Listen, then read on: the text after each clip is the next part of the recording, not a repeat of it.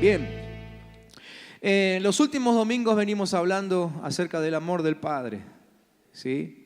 Y todo lo que ese amor de Dios produce en nosotros. Y estuvimos metiéndonos ahí en la historia del Padre amoroso, que recibe de regreso a un hijo pródigo, a un hijo que se había ido, que inclusive le había pedido por adelantado una supuesta herencia, ¿no? No esperó a que el padre decidiera dársela, sino que él decidió pedírsela antes y se fue, y por lo que nos cuenta la historia lo malgastó todo, ¿no? Una historia donde vemos, como hemos dicho los domingos pasados, el tremendísimo amor del Padre por sobre todas las cosas, porque nunca dejó de esperar el regreso de su hijo. Y definitivamente eso fue lo que sucedió.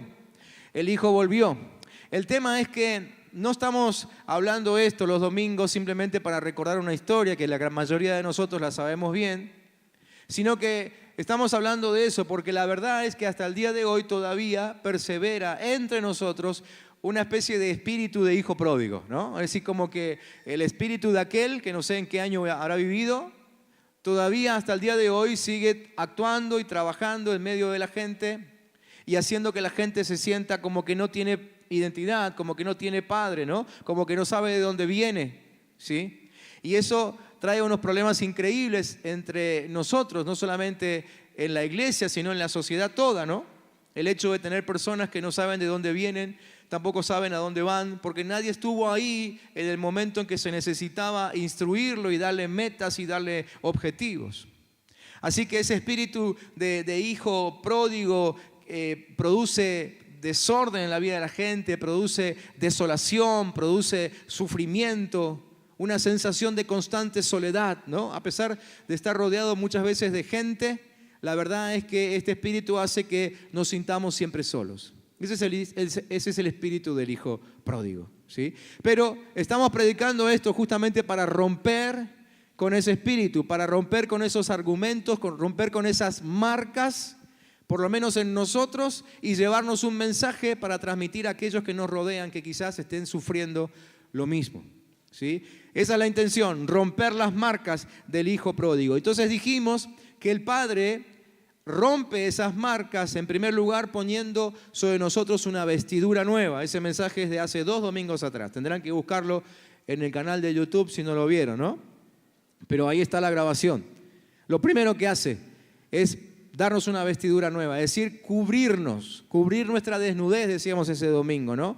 Esa sensación de que estamos desprovistos de todo tipo de protección. El Padre se encarga de que nos sintamos cubiertos, ¿sí? Y protegidos. El domingo pasado dijimos que además este Padre de la historia de Lucas 15 también le puso al hijo pródigo un anillo en el dedo, y no era cualquier anillo, sino que era un anillo de autoridad, un anillo que servía para sellar documentos, para firmar decretos, negocios, etcétera, etcétera. Entonces dijimos que el Padre nos devuelve la autoridad que perdimos justamente a causa de vivir en pecado, ¿no? Hoy vamos a hablar de la tercera cosa que el Padre pone en nosotros. Y lo tercero que dice la historia que el Padre puso en su hijo cuando regresó es zapatos, ¿sí? Sandalias, ¿sí? Sandalias. Porque en aquel tiempo se usaba sandalias, si no hoy le hubiese puesto un buen borseo, una zapatilla deportiva, no sé qué le hubiese puesto, pero seguramente que de las más caras, ¿no? De hecho, cuando hablamos del vestido, suponíamos que el vestido que le trajeron, el Padre dijo, tráiganle el mejor, así que suponíamos que lo que le trajeron era un vestido de él mismo, porque lo mejor que había en la casa era del Padre. Probablemente la sandalia también era de papá, no sé, no lo dice la historia, pero déjenme suponer que fue así, porque ese hijo tenía que tener lo mejor encima. Así que hoy vamos a hablar de lo que Dios pone en nuestros pies, ¿sí? Y siempre dijimos que sandalias, las sandalias, sobre todo en esta historia, marcan la diferencia entre un libre y un esclavo, ¿sí? Siempre dijimos eso. Y como siempre lo dijimos, y está bien, es correcto, hoy no lo voy a decir. Hoy voy a hablar de otra cosa, ¿no? Pero ya sabemos esa idea, ¿no es cierto? Cuando el Padre le pone al hijo pródigo sandalias en sus pies, lo primero que le estaba diciendo es, ya no sos esclavo, ¿sí? sos libre. Lucas 15:22 dice que el padre le dijo a sus siervos, pronto, pronto, tráiganle la mejor ropa y vístanlo y pongan un anillo en su mano y sandalias en los pies. La verdad es que cuando la historia menciona sandalias es porque la verdad que las sandalias no era menos importante, era muy importante, ¿sí? Y sobre todo para aquella época. El estar calzados, imagínense, era más importante aún que la comida. Por lo menos eso es lo que deja ver Jesús en Marcos capítulo 6, versículos 8 y 9, cuando Él habla con sus discípulos y les dice que no lleven nada para el camino. Él los está delegando para que vayan a predicar y le dice, no lleven nada para el camino, ni pan, ni alforja, ni dinero en el cinto, sino calzados con sandalias. Y no lleven 2 túnicas, como diciendo, hay una cosita más, tampoco lleven 2 túnicas. Pero sí había que llevar sandalias, ¿sí? Evidentemente para Jesús era mucho más importante que sus discípulos estén calzados a que tengan comida en la bolsa, ¿no?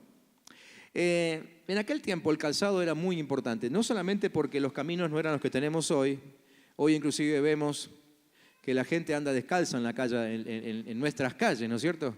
Sobre todo entre las 5 y las 7 de la mañana, o las cuagas hacia arriba, hay una multitud de personas que andan descalzos. No sé, pero digo, mira, semejante zapato y los llevan en la mano. Debe ser que los quieren cuidar, qué sé yo, ¿no? Veo las chicas caminando con las sandalias en la mano, descalzas. Bueno, debe ser que les gusta, ¿no? Pero en aquel tiempo los caminos no eran como los de ahora. Así que el calzado obviamente que era muy importante para mantener la firmeza, para sentirse seguro, para no lastimarse, pero no solamente por eso, sino que el calzado tenía un rol importantísimo en los negocios. En los negocios. Y uno dice, claro, porque para hacer un negocio tenés que vestirte bien. No tiene que ver con eso. Déjenme que les lea un texto que está en Ruth capítulo 4. Ruth capítulo 4. Aunque no lo crean, ese es un libro de la Biblia, Ruth, ¿sí? Está en la Biblia. Ruth capítulo 4, versículo 8, dice que en aquellos tiempos había en Israel una costumbre. Cuando uno cedía a otro el derecho de parentesco o cuando se cerraba un contrato de compra-venta, el que cedía o vendía se quitaba una sandalia. Y se la daba al otro. De acuerdo pues con esta costumbre, el pariente de Booz se quitó la sandalia, se la dio a Booz y le dijo, compra tú. Ustedes pueden leer después toda la historia, ¿no? Una historia interesante ahí acerca de la vida de Ruth, ¿no? Pero ahora van entendiendo, ¿no? ¿Por qué era importante la sandalia para los negocios? Porque cuando se conciliaba un negocio, uno de los integrantes del pacto, el que vendía, se sacaba la sandalia y como confirmando el negocio, le daba la sandalia al otro, ¿sí? Así que si veías uno que andaba con una sola sandalia por ahí, había varias posibilidades, O en la fiesta se pasó un poco de copas y la perdió en el camino, o acababa de hacer un negocio, ¿sí? Entonces era cuestión de buscar quién tenía la otra para saber a quién le vendió el terreno. Por eso era tan importante la sandalia. Entregar un zapato tenía que ver con un asunto de rescate. Ahí en la historia de Ruth justamente se está hablando de eso. ¿Por qué? Porque Ruth había quedado viuda, ¿sí? Y la ley decía que un pariente del esposo la podía rescatar. ¿Qué significa eso? Que podía tomarla como su propia esposa, ¿sí? Pero si el pariente no quería tomarla, ese derecho se lo podía ceder a otra persona. Y ahí entra Booz en la historia, que era el interesado en la señorita, ¿no? Entonces él le fue a hacer supo cómo entrarle, ¿no? Porque le dijo, mirá, tu pariente se murió, quedó ahí un terreno que habría que rescatarlo. Entonces él dijo, sí, yo lo rescato, no hay ningún problema. Bueno, pero si te compras el terreno también tenés que llevártela a la viuda. Y él dijo, no, entonces compra vos. Entonces el tipo no solamente ganó una esposa, sino también un terreno, ¿no? Era vivo, ¿no? Entonces ahí está la historia que recién leímos. El vendedor, el pariente del finado, se sacó la sandalia y se la dio a vos, y a partir de ese momento él rescató, así se llamaba el acto, rescató la vida de aquella mujer que había quedado viuda y que a él le interesaba, ¿no? O sea que tenía que ver con un asunto de rescate, con un asunto de comprar y vender, servía para confirmar cualquier negocio y sobre todo este acto de darle la sandalia a otro servía para traspasar tierra o propiedades de uno a otro, ¿sí? Es decir, del que se quitaba la sandalia hacia el que la recibía.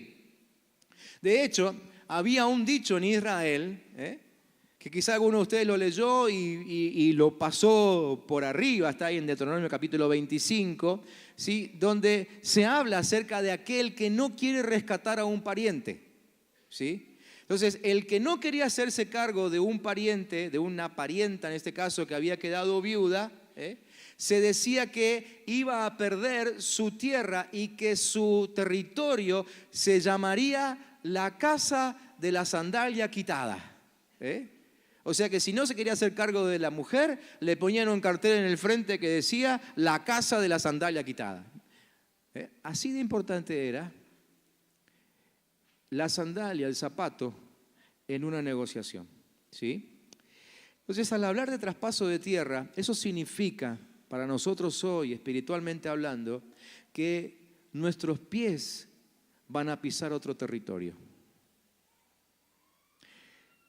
Y ahora engancho con lo que venía diciendo primero, porque no nos tenemos que olvidar que estamos hablando de lo que el Padre hace con nosotros, ¿sí?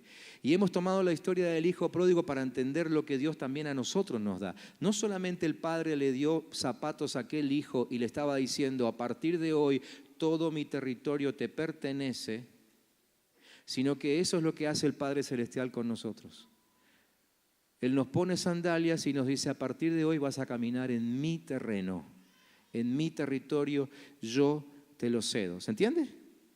Al hijo pródigo el diablo le había quitado sus sandalias, es decir, literalmente, o sea, al hijo pródigo apareció en la casa del padre descalzo.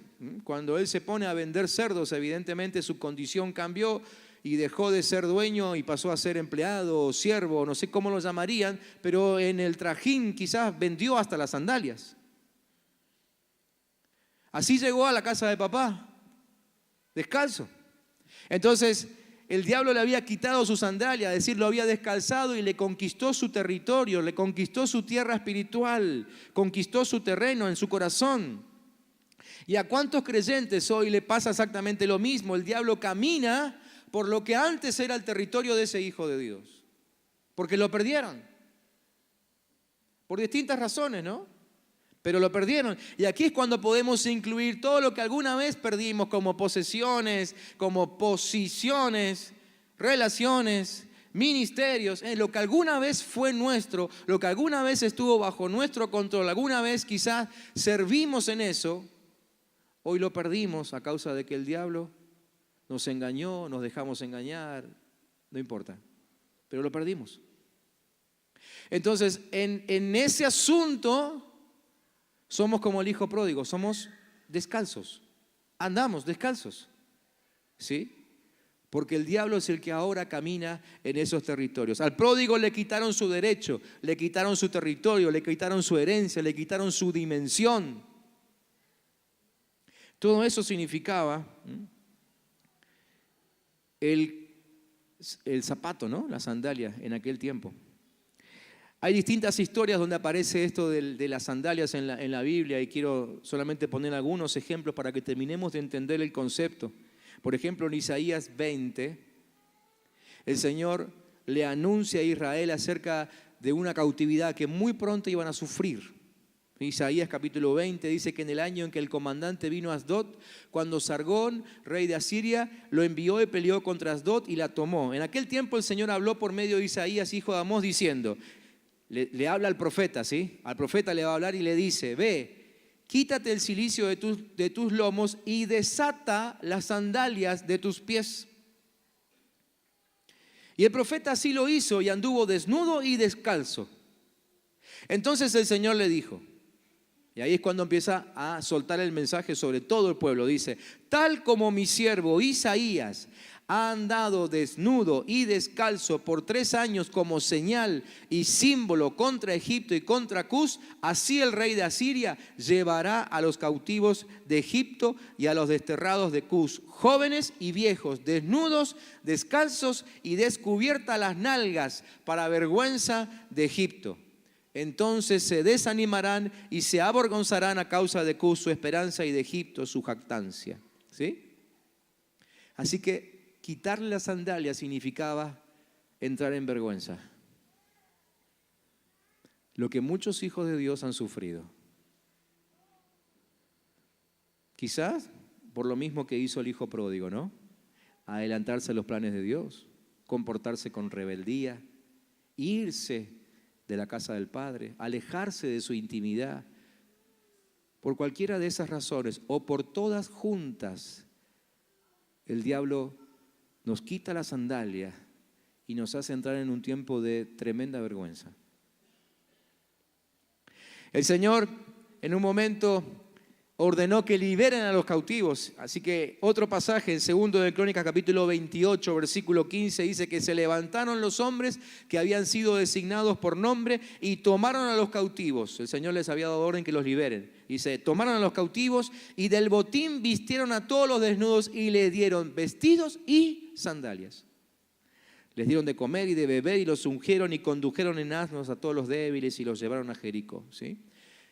Volver a recibir zapatos para los pies, en términos espirituales, significa recuperar el derecho de ser hijos y de caminar en el terreno de nuestro Padre. Volver a tener sandalias en los pies significa que se nos quita la vergüenza de encima. Eso es lo que hace el Padre con vos. ¿Cuántos dicen gloria a Dios?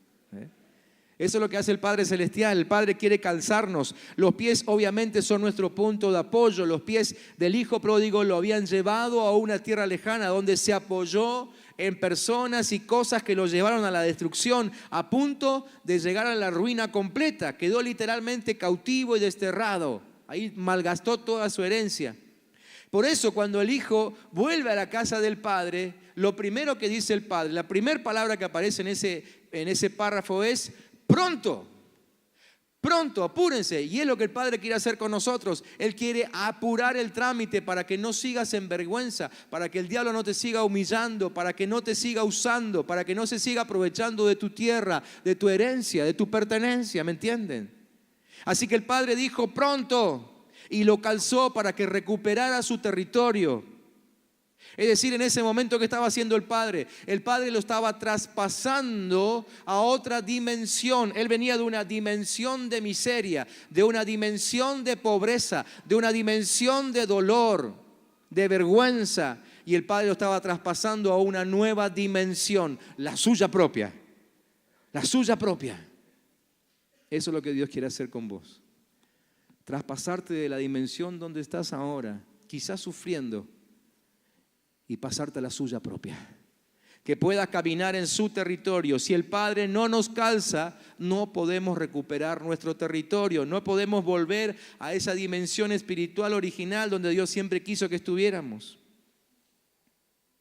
Ahora, esto de las sandalias evidentemente tiene que ver con una costumbre celestial, ¿sí? No es una costumbre de la tierra, a pesar de que en Israel, leímos en Ruth, se acostumbraba. Pero parece que además de eso también era una costumbre celestial, o quizá lo siga siendo, ¿sí? Porque vemos en varias oportunidades que Dios en algún momento le pide a sus hijos sus sandalias, ¿sí? Por ejemplo, cuando habla con Moisés, cuando el Señor vio que Moisés se acercaba, ¿se acuerdan de la zarza ardiente? ¿Esa historia se acuerdan? ¿Sí? Capítulo 3 de Éxodo. Cuando el Señor vio que Moisés se acercaba para mirar, Dios lo llamó de medio de la zarza y le dijo: Moisés, Moisés. Y él respondió: heme aquí. Entonces Dios le dijo: no te acerques más, quita las sandalias de tus pies, porque el lugar donde estás parado es tierra santa. ¿Qué le estaba diciendo Dios a Moisés? Le estaba diciendo: esas sandalias no son las que vas a usar en mi territorio. Esas sandalias han pisado otra dimensión, han pisado otro terreno. Ahora te las sacás porque yo te voy a dar las mías. Dios lo sacó a Moisés de esa dimensión de soledad. Acuérdense que él estuvo 40 años allí sirviendo a su suegro, quizás lamentándose por la macana que se mandó en Egipto, por la cual tuvo que huir, ¿no? Él sabía que Dios lo había llamado para liberar al pueblo. Todo eso le pesaba mucho, así que él venía de una tierra de mucho pesar, de una tierra de vergüenza y de una tierra ajena. No era su tierra, él no pertenecía a la tierra de Jetro, su suegro. Entonces cuando se va a encontrar con Dios, lo primero que Dios le dice: momentito, con esas sandalias acá no entras, te las sacás, porque a partir de ahora vas a caminar en otro territorio, ¿sí? Quita tus sandalias. A Josué le pasó lo mismo, ¿sí? Josué, 40 años después, ¿sí?, vivió una experiencia parecida. Dice en Josué 5 que sucedió que cuando Josué estaba cerca de Jericó, estaban a punto de ir a la guerra con la gente de Jericó, ya habían entrado a la tierra prometida, ¿sí? Ahora empezaba la conquista. La primera ciudad que tenían que conquistar era la ciudad de Jericó. Entonces, cuando estaba a punto de entrar a Jericó, levantó los ojos y miró, y aquí un hombre estaba frente a él con una espada desenvainada en la mano, y Josué fue hacia él y le dijo: ¿eres de los nuestros o de nuestros enemigos? Y él respondió: no, más bien yo vengo ahora como capitán del ejército del Señor. O sea, era un ángel, o era el Señor mismo, no sé, una de las dos. Y Josué se postró en tierra, le hizo reverencia y dijo: ¿qué dice mi señor a su siervo? Entonces el capitán del ejército del Señor dijo a Josué: quítate la sandalia de tus pies, porque el lugar donde estás es santo. Y así lo hizo Josué. Josué, como buen judío y entendiendo las costumbres de la época, inmediatamente entendió que lo estaban incluyendo en un negocio de traspaso de tierra. Cuando él escuchó eso, entendió que lo estaban incluyendo en un negocio de traspaso de tierra, así que se sacó las sandalias inmediatamente porque entendió que Dios lo estaba trasladando a otra tierra. Él venía de una tierra, de un territorio espiritual sobre todo, venía de una dimensión de fracasos, de luchas perdidas. Acuérdense que el pueblo había estado 40 años envuelto en quejas, murmuraciones, ¿sí?, lamentos. Y lo que había visto Josué con sus propios ojos era como un pueblo simplemente se debilitaba, se automarginaba, a tal punto de que terminaron todos muertos en el desierto. O sea, Josué venía de esa tierra, venía de esa dimensión espiritual, una dimensión de pérdida tras pérdida tras pérdida. Pero ahora Dios lo iba a hacer entrar a otra dimensión, a la dimensión de la victoria. Por eso antes de que vaya a pelear con Jericó le dijo: con esas sandalias no, porque esas anduvieron por territorio de fracasos, ahora te las sacás. Y evidentemente Dios le puso alguna sandalia nueva de su trono, y inmediatamente después Josué va a pelear la pelea con Jericó, no la pelea como se acostumbraba a pelear en aquel tiempo, ¿no? Porque no fue a pelear con espada, ni con lanza, ni con arco, ni flecha. Dios le dio una estrategia diferente, le dijo: vas a recorrer alrededor del muro varias veces, como ustedes ya lo habrán visto en la novela, ¿sí? Y el muro terminó cayendo. Ya llegó ese capítulo, ¿no? Ya está. Así me aseguro de que lo hayan visto, porque si les pregunto si leyeron en la Biblia, probablemente no. A la rodilla fue eso. Bueno, el tema es que la guerra fue ganada no de la forma usual. Eso es lo que Dios le estaba diciendo a Josué: vas a entrar a una dimensión donde las cosas se hacen diferente. Vas a entrar a una dimensión que ya no es la del fracaso de tus padres. La historia que venías viviendo hasta ahora se termina. Ahora entras a una nueva dimensión, que es la dimensión de la victoria sin fin. Y eso fue lo que le pasó a Josué y terminó conquistando todo ese territorio. ¿Se acuerdan? Así es Dios. Y es lo que Dios te dice esta noche. Con los zapatos que venías hasta ahora, no. Pero te quiero dar sandalias nuevas. ¿Cuántos quieren sandalias nuevas de parte de Dios? ¿Cuántos quieren ser trasladados a una nueva dimensión? ¿Sí? Con las sandalias Dios te devuelve tu caminar original, tu dimensión espiritual, tus glorias, tus niveles altos, tu posesión, tu dimensión. Todo eso te lo devuelve el Padre cuando te da sandalias. Así como cuando te dio vestido te devolvió cobertura, volviste a estar cubierto. Así como cuando te dio el anillo te devolvió autoridad, volviste a tener poder de parte de Él. Así ahora te devuelve territorio, ¿eh? Te devuelve la posibilidad de estar en una nueva dimensión. Cuando un hijo vuelve al Padre, el Padre pone sus pies en las alturas y los afirma. Déjame que te lea algunos textos aquí ahora, que creo que te van a ayudar, te van a fortalecer. El primer texto está en Habacuc capítulo 3, versículo 19. Dice así: el Señor Dios es mi fortaleza. Él ha hecho mis pies como los de las ciervas. Ciervas con C, no con S, ciervas, los animalitos, ¿sí? Y por las alturas me hace caminar. ¿Vieron ustedes alguna vez, vieron un ciervo caminando por las alturas de la montaña? En uno de nuestros viajes ahora a la montaña, me acuerdo si estábamos en Chile, ¿no? Vimos por allá arriba, no eran ciervos, pero eran parientes de ciervos, que andaban allá arriba, era una familia entera, que jugaban en la ladera de la montaña. O sea, no estaban en el llano, sino que había un papá, había una mamá y había dos hijitos, cabritos, ¿no? Cabritos ahí, y era increíble como entre ellos jugaban y se seguían y se tiraban, no se tiraban al piso, se tiraban contra la ladera de la montaña y ninguno se cayó. Entonces me acordaba yo de este pasaje, ¿no? Cuando Dios hace que nuestros pies sean tan firmes como las de las ciervas, a tal punto de que podamos caminar por las alturas sin caernos. ¿Cuántos quieren eso? Señor, yo lo quiero, decilo. Señor, yo lo quiero. Salmo 18. En cuanto a Dios, su camino es perfecto. Acrisolada es la palabra del Señor. Él es escudo a todos los que a Él se acogen. Pues ¿quién es Dios fuera del Señor? ¿Y quién es roca sino solo nuestro Dios? El Dios que me ciñe de poder y ha hecho perfecto mi camino.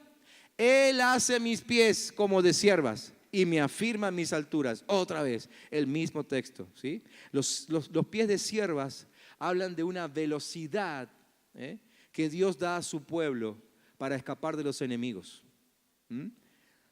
La capacidad vieron que todos los animales tienen algún mecanismo de defensa, ¿no? En los ciervos el mecanismo de defensa está dado en su velocidad para escapar de esos animales, de sus enemigos, perdón. ¿Sí? Y esa es la capacidad que Dios nos da a nosotros, escapar de los enemigos y volver a la tierra, a las alturas, lugares de seguridad, lugares de autoridad. ¿Vieron que las alturas son lugares de autoridad? ¿Sí? ¿Vieron que cualquier persona en autoridad siempre se para alto para hablar? Dios te devuelve ahí a lugares de autoridad. Eso es lo que Dios hace cuando le permitís poner sandalias en tus pies. Salmo 31 dice: me gozaré y me alegraré en tu misericordia, porque tú has visto mi aflicción, has conocido las angustias de mi alma y no me has entregado en manos del enemigo. Tú has puesto mis pies en lugar espacioso. Mis pies en lugar espacioso. ¿Qué se sienten más seguros ustedes? ¿Cuando tienen un pedacito chiquitito para pisar o cuando tienen una buena roca abajo de los pies? Eso es lo que hace Dios. Pone tus pies en lugares no de peligro, ¿sí? No de miedo, sino en lugares donde puedes estar tranquilo, firme. Salmo 40. Me sacó del hoyo de la destrucción, del lodo cenagoso, asentó mis pies sobre una roca y afirmó mis pasos. Job 31. ¿No ve Él mis caminos y cuenta todos mis pasos? Cuenta todos mis pasos. Eso es lo que hace Dios. Dios está atento de tus pies. Acuérdate que para Jesús los pies eran muy importantes, por eso le dio esa orden a los discípulos, ¿sí? Porque tus pies son los que te conducen o a un territorio o a otro, o al territorio de fracaso o al territorio de victoria. Dios ve tus pasos. Si he caminado con la mentira y si mi pie se ha apresurado tras el engaño, que Él me pese en balanza de justicia y que Dios conozca mi integridad. Salmo 26. Mas yo en mi integridad andaré. Redímeme y ten piedad de mí. Sobre tierra firme está mi pie. En las congregaciones bendeciré al Señor.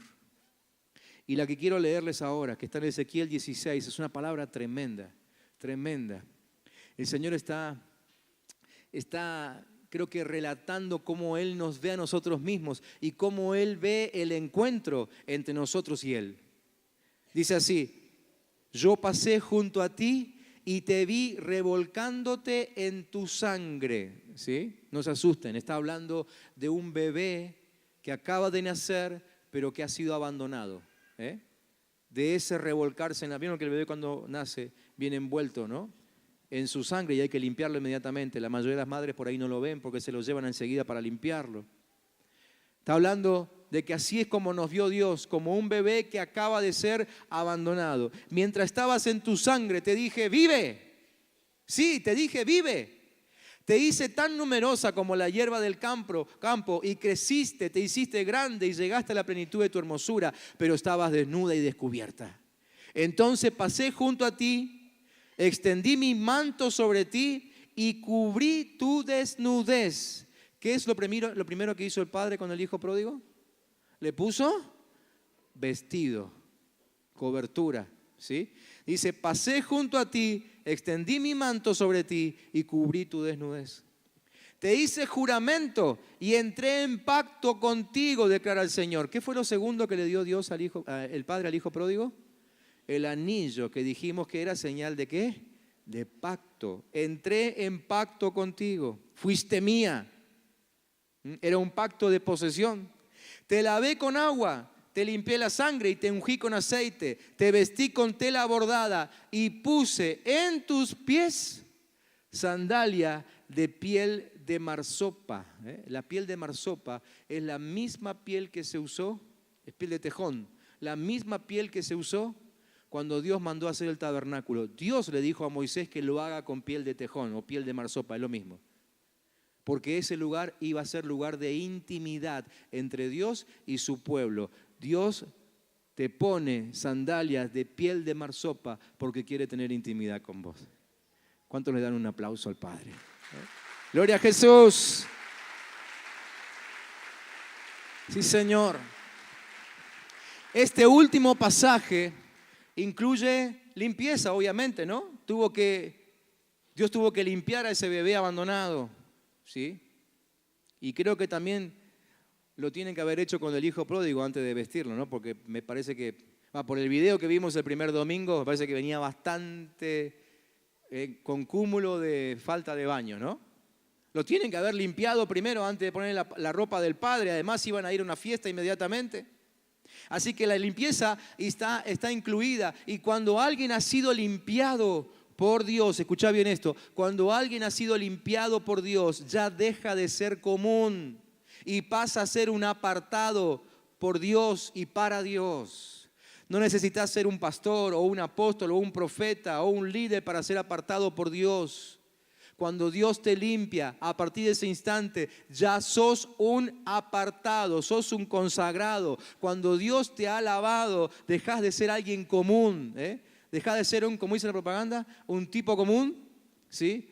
Para pasar a ser un apartado, un consagrado, un elegido, un santificado de Dios Padre. Eso es lo que Dios hace con vos. Por eso Dios le dijo a Pedro, en medio de una visión, cuando lo mandó a predicar a ciertas personas que Pedro despreciaba, le dijo, lo que yo limpié, no lo llames inmundo. ¿Cuántos limpios del Señor hay aquí?